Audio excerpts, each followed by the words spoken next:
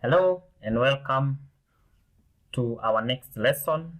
Today we are going to be looking at 3NF and how the steps that we carry out to ensure that a relation is in the 3NF. Welcome. The first thing is that you need to check if there is any non-key field that is dependent on another non-key field. In the event you realize that there is one of it, what you normally do is that you normally remove the non-key fields that are dependent on each other and you move them to a new relation. However, you should always remember to leave behind a copy of the non-key field with the relation that is left behind.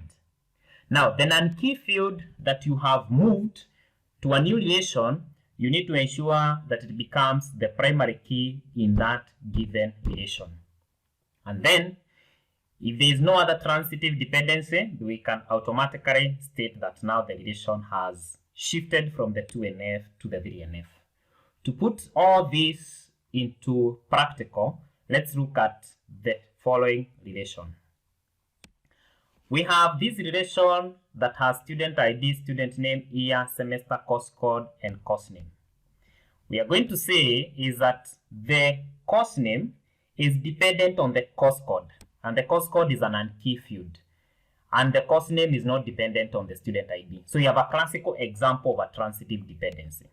So in other words, what that means is that for us to move this particular relation to the 3NF, then what we need to do is that we need to remove this course name and a copy of the non-key field it's dependent on to a new relation. So we are going to move the course name and the course code to a new relation. However, we are carrying a copy of it. So that means there is course code that will still remain. Now, the relation that is going to leave behind, we are going to have a relation that has student ID, student name, the year, the semester, and the course code. And by that, we are going to end up with these two sets of relations. So the total set of relations that are going to be in our 3NF will be the two previous relations that didn't have any transitive dependency, and then the two new relations that have just been formed as a result of removing the transitive dependency. And we can comfortably state that the following four relations are in their 3NF. I believe you have followed along right from when we began with the UNF, how we translated that relation to a 1NF, to a 2NF, and finally to a 3NF. As you can see, you're going to say that our relation, all our four relations are linked. Course code is a primary key here. It's a foreign key in this particular relation.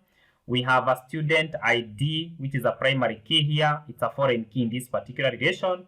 We have a unit code, which is a primary key here, and it's a foreign key in this particular relation.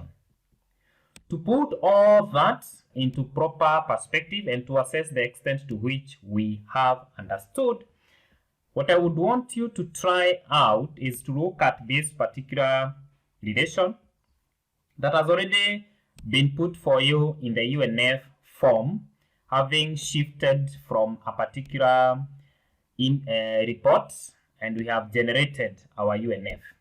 Your responsibility is to translate this relation from 1NF to 2NF and into the 3NF. Thank you for watching, and I look forward to seeing you in the next lesson.